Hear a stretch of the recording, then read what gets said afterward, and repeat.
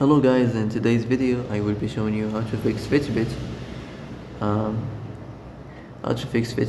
white screen problem. So this is easy, just go to the settings and then scroll down to the app section and then go to the search and search Fitbit, then go to the storage. Here you will find this clear cache option, click on it. Now you can go check it if it worked, and if it didn't you can try to restart your phone or turn the Wi-Fi off and on, or the Bluetooth or the airplane mode. Also you can try to clear data, but be careful. If you clear data, all this application's data will be deleted.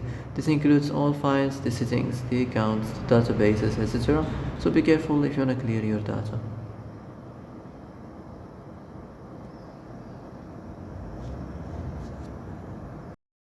And that's it for today's video. I hope this is the answer you've been looking for.